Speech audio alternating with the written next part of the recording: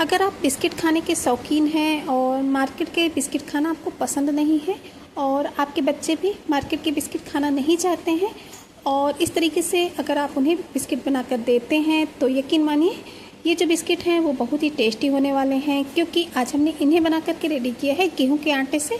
तो गेहूं के आटे से बनने की वजह से और घर में बनने की वजह से ये जो बिस्किट होते हैं ये बहुत ही ज़्यादा हेल्दी होते हैं। तो चलिए इन बिस्किट को बनाना स्टार्ट कर लेते हैं। तो मैजिक किचन बाय गुनी में आपका वेलकम है। तो आज की इन बिस्किट को बनाने के लिए मेजरमेंट का खास तौर पर ध्यान रखना है। तो सबसे पहले तो इन बिस्किट को बनाने के लिए हमने ये 2 कटोरी गेहूं का आटा ले लिया है। कोई कप कटोरी वगैरह आप सेट कर लें, उसी से सारा मेजरमेंट करें। आपके जो बिस्किट हैं वो बिल्कुल परफेक्ट बनकर रेडी होंगे। और जिस कटोरी से हमने गेहूं का आटा लिया है उसी कटोरी से आधा कटोरी ले ली है सूजी।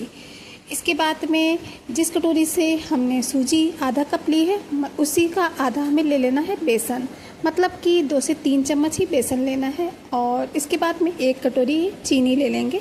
जिस कटोरी से गेहूं का आटा लिया है उसी कटोरी से हमने चीनी भी ली है। और मोयन के लिए हमने ये घी ले लिया है। तो ये घी लगभग 75 ml के करीब है, नाप कर हमने लिया है ये। तो बस इतना ही घी लेना है, इतना ही पर्याप्त है। तो चलिए अभी ले लेंगे एक खाली बाउल और जो ये चीनी है उसको हमें बाउल में ट्रांसफ़र कर देना है।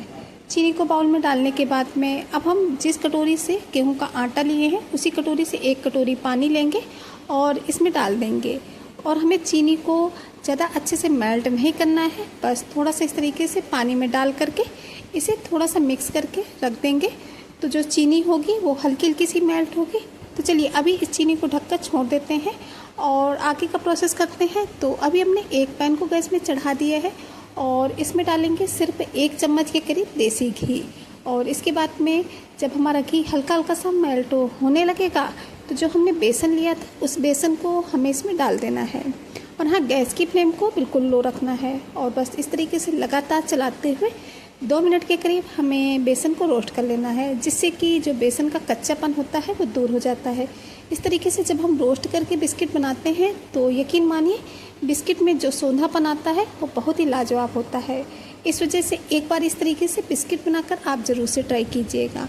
तो जब हमारा बेसन 2 मिनट के करीब ये हल्का हल्का सा रोस्ट हो जाएगा तब हमने जो सूजी ली थी उस सूजी को इसमें ऐड कर देंगे और इसे भी बेसन के साथ मिक्स करते भूनेंगे।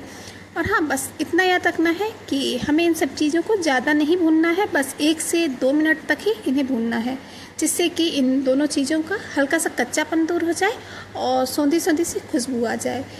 और इसको भी हम बेसन के साथ अच्छे से मिक्स कर लेंगे। और इसके बाद में हमने ये 7 से 8 बादाम लिए थे, जिनको कि पहले से हमने बारीक बारीक सा चॉप करके रखा था, उसको इसमें ऐड कर देंगे। इस स्टेज पर जब हम बादाम ऐड करते हैं तो जो बादाम का कच्चापन होता है वो दूर हो जाता है। बादाम जब थोड़े थोड़े से रोस्ट हो जाते हैं तो जब बिस्किट में बीच में इनका क्रंचनेस आता है तो बहुत ज़्यादा अच्छा लगता है।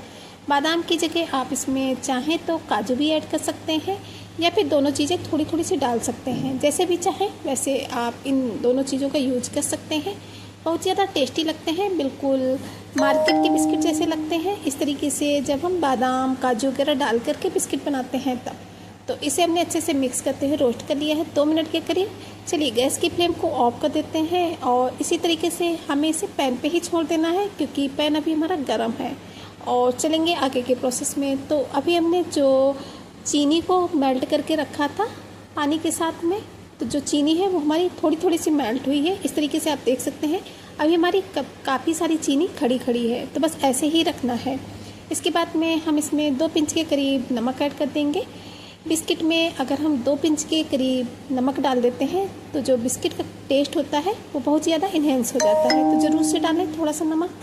अब इसके बाद में इसे हम थोड़ा सा साइड में रख देंगे और ले लेंगे एक बड़ा सा बर्तन। इस बर्तन में हमने जो 2 कटोरी गेहूं का आटा लिया था उस 2 कटोरी गेहूं के आटे को हमें इसमें ऐड कर देना है। हाँ, गेहूं के आटे को आप अच्छे से छान कर ही लें, इस बात का ध्यान रखें। गेहूं का आटा डालने के बाद में अब हम जो सूजी और बेसन को रोस्ट करके रखे थे बादाम के साथ में उसको हम सीधा ही इसमें ऐड कर देंगे। और इसके बाद में हमें इन्हें आटे के साथ अच्छे से मिक्स कर लेना है। तो इस तरीके से आटे में सूजी और बेसन जो है वो अच्छे से मिक्स हो चुका है। तो बढ़िया से मिक्स करने के बाद में अब हमें इसी स्टेज पर ऐड करना है इसमें मोयन। तो मोयन के लिए हमने जो घी लिया था उस घी से ये लगभग 3 चम्मच के करीब हमने अभी इसमें घी डाला है।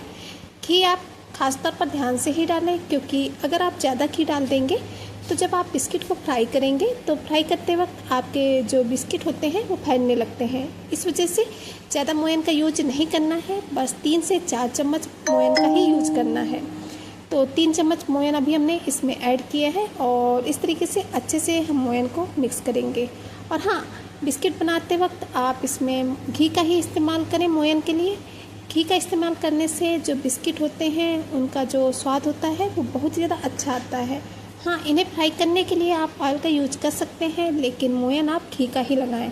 तो इस तरीके से जब हम 2 से 3 मिनट तक अच्छे से मिक्स करेंगे तो इस तरीके से जो आटा है उसकी मुट्ठी थोड़ा सा बनने लगेगी। लेकिन अभी भी मोयन थोड़ा सा कम लग रहा था, तो 1 चम्मच के करीब हमने इसमें देसी घी और ऐड कर दिया है और बस अब हमें इसे भी अच्छे से मिक्स कर लेना है। तो लगभग 4 चम्मच के करीब हमने इसमें देसी घी डाला है और बिल्कुल परफेक्ट है मोयन हमारा। इस तरीके से बिल्कुल परफेक्ट हमारे आटे की मुट्ठी बनने लगी है, तो समझिए कि हमारा जो मोयन है बिस्किट में बिल्कुल परफेक्ट है। तो अभी इसी स्टेज पर हमने ये थोड़ा सा सूखा वाला नारियल लिया था जिसको कि कद्दूकस करके रखे थे, उसको इसमें ऐड कर देंगे और 2 हमने हरी इलायची को कूट करके इसमें ऐड कर दिए हैं।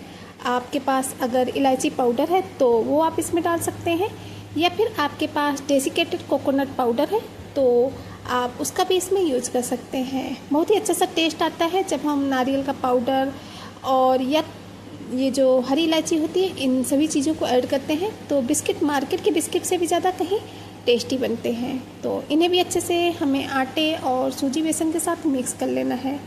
तो परफेक्ट अच्छे से मिक्स करने के बाद में अब जो हम चीनी को पानी के साथ में घोल करके रखे थे उसको थोड़ा थोड़ा सा इसमें ऐड करना है। और हाँ, पहले जो ये चीनी है उसको इसमें डालेंगे और बाद में हम इसमें पानी डालेंगे। तो इस तरीके से थोड़ा थोड़ा सा डालते जाएंगे और इसे मिक्स करते जाएंगे। बस इतना याद रखना है कि हमारा जो डो है वो बिल्कुल सख्त होना चाहिए, इस बात का ध्यान रखें। ज़्यादा गीला डो होगा तो जो आपके बिस्किट हैं वो इतने खस्ता से बनकर रेडी नहीं होंगे। इस वजह से जो हमें डो लगाना है बिल्कुल सख्त सा ही लगा कर रेडी करना है।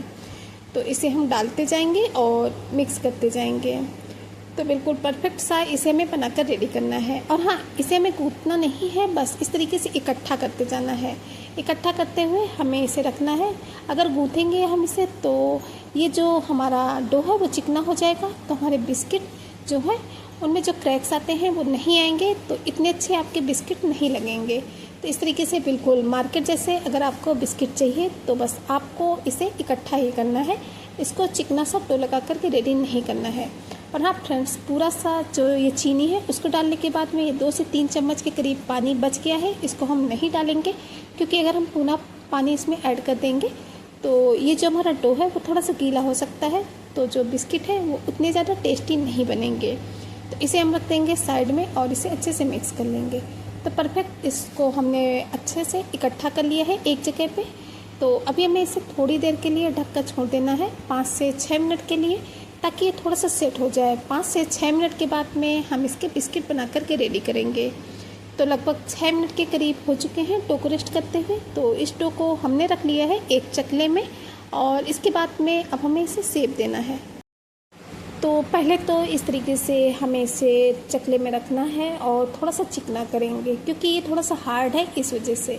अब इसके बाद में इस तरीके से हमें इसे थोड़ा थोड़ा सा पोर्शन इसका लेना है और इसे इस तरीके से शेप देना है। तो बस इस तरीके से इसे लंबा लंबा हम बनाएंगे। शेप आप अपने हिसाब से दे सकते हैं, इसे जिस शेप में बनाना चाहते हो, लेकिन हमने इस तरीके से इसे लंबे लंबे शेप में बनाकर रेडी किया है। अभी तो हम इसे इस तरीके से बनाएंगे, बाद में इसे और भी परफेक्ट शेप देंगे। तो बस साइज़ आप छोटी बड़ी भी कर सकते हैं, जैसा भी आप चाहें, लेकिन हमने मीडियम साइज़ के बिस्किट बना करके रेडी किए हैं। इस तरीके से बिस्किट जो मार्केट में आते हैं वो बच्चों को बहुत ज़्यादा पसंद आते हैं। तो बस उसी शेप में हमने इन बिस्किट को बना करके रेडी किया है। और फ्रेंड्स, जब हम इसे बिस्किट बनाते हैं तो जब लास्ट में इसमें क्रैक्स आते हैं, वो क्रैक्स बिल्कुल मार्केट वाले बिस्किट जैसे होते हैं। तो इस तरीके से बिस्किट ज़रूर से बनाइएगा, बहुत ही अच्छे लगते हैं खाने में और बनाने में आसान तो होता ही है। और आप अपने बच्चों को हेल्दी भी दे सकते हैं। इस वजह से अगर आपने एक बार इस तरीके से बिस्किट बना लीजिए और बिल्कुल इसी मेजरमेंट से बनाइएगा, आपके बिस्किट जो हैं बिल्कुल परफेक्ट बनकर रेडी होंगे। तो बस इसी तरीके से हमें इसका थोड़ा थोड़ा सा पोर्शन लेते जाना है और इसे शेप देते जाना है। तो इस तरीके से हमने सभी को बना करके रेडी कर लिया है। तो अब बारी आती है हमें बिस्किट को शेप देने की। तो एक एक करके हमें बिस्किट लेना है और ऊपर से हम इसमें उंगली की सहायता से थोड़ा सा चपटा करते जाएंगे और किनारे से इसे शेप देते जाएंगे। क्योंकि ये ऊपर से थोड़ा सा ज़्यादा मोटा लग रहा था, तो बस इस तरीके से हमें शेप देना है ताकि थोड़ा सा ये चपटा हो जाए। तो इसी तरीके से हमें अपने सभी बिस्किट को शेप दे करके रेडी कर लेना है। तो जितने भी बिस्किट हैं उनको हमने शेप दे के रेडी कर लिया है। अब इन सभी बिस्किट को हम ट्रांसफ़र कर लेंगे एक प्लेट में। तो हमारे जितने भी बिस्किट हैं उनको हमने इस प्लेट में निकाल लिया है। अभी चलिए चलते हैं इन्हें फ्राई करने के लिए गैस की तरफ।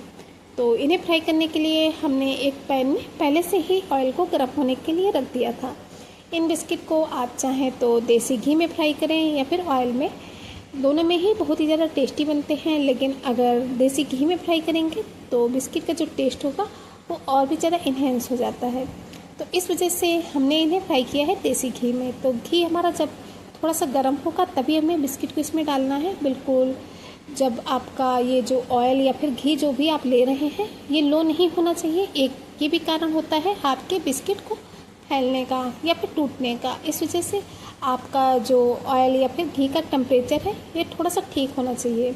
तो बस एक एक करके हम इसमें बिस्किट को ऐड करेंगे और एक बार में हमें ज़्यादा बिस्किट नहीं ऐड करने हैं। 10 से 12 ही बिस्किट हम एक बार में फ्राई करेंगे, क्योंकि एक बार में अगर हम कभी कभी ज़्यादा बिस्किट फ्राई करने की जल्दीबाजी में जो हमारे बिस्किट होते हैं वो टूटने लगते हैं।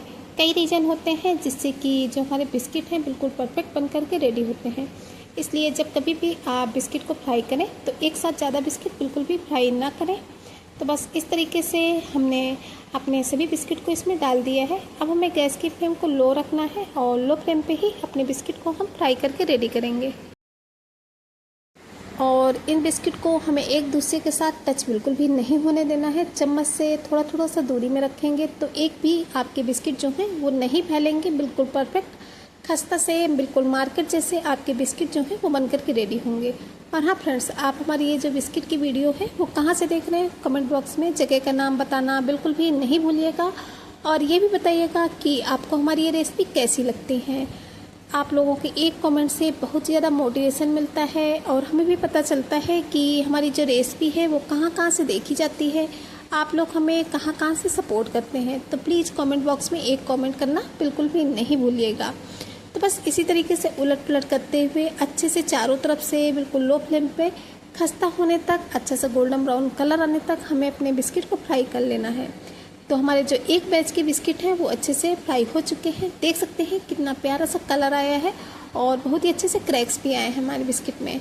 तो अभी हम एक एक करके अपने सभी बिस्किट को निकाल लेंगे इस तरीके से एक झारे में, जिससे कि इसमें जितना भी एक्स्ट्रा ऑयल या फिर घी वगैरह होगा वो निकल जाएगा। और इसी तरीके से दूसरे बैच के भी बिस्किट को हमें फ्राई करके रेडी कर लेना है। तो जितने भी हमारे बचे हुए दूसरे बैच के बिस्किट थे उनको भी एक एक करके हमें ऑयल में डाल देना है और बिल्कुल लो फ्लेम पर ही हमें इन्हें फ्राई करना है, ताकि बिल्कुल अंदर से खस्ता होकर के हमारे बिस्किट फ्राई हों। एक बैच के बिस्किट फ्राई होने में लगभग 9 से 10 मिनट का समय लगता है, तभी आपके बिस्किट जो हैं वो बहुत ही अच्छे से खस्ता से फ्राई होकर के रेडी होते हैं। तो दूसरे बैच के भी बिस्किट को इसी तरीके से हमें फ्राई होकर के रेडी कर लेना है। तो बहुत ही प्यारा सा कलर आ चुका है इनमें भी। तो चलिए इन्हें भी एक प्लेट में निकाल लेते हैं और इसके बाद में आपको हम अपने बिस्किट का फाइनल लुक दिखाते हैं।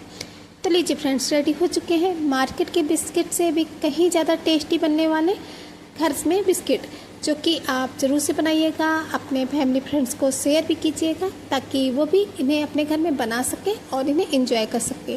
अगर आपके घर में छोटी मोटी पार्टी है या फिर कोई कभी मेहमान आ जाए तो इन बिस्किट को आप ज़रूर से उन्हें सर्व कीजिएगा।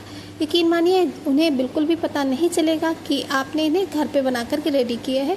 इतने खस्ता, इतने टेस्टी ये बिस्किट बनकर रेडी होते हैं। तो फ्रेंड्स, अगर आपको हमारी ये रेसिपी थोड़ी सी भी पसंद आई हो तो प्लीज़ वीडियो को एक छोटा सा लाइक ज़रूर से कीजिएगा। चैनल पर नए हैं तो चैनल को सब्सक्राइब करना बिल्कुल भी नहीं भूलिएगा, वो भी बेल आइकन के साथ में, ताकि आने वाली वीडियोज़ की नोटिफिकेशन आपको टाइम पर मिलती रहे, क्योंकि हम अपने चैनल पर इसी तरीके से नई नई रेसिपी की वीडियोस लाते रहते हैं। तो चलिए फ्रेंड्स, चलते हैं, मिलेंगे किसी नई वीडियो में इसी तरीके की किसी नई वो भी यूनिक सी रेसिपी के साथ। तब तक के लिए bye bye. Thanks for watching my video.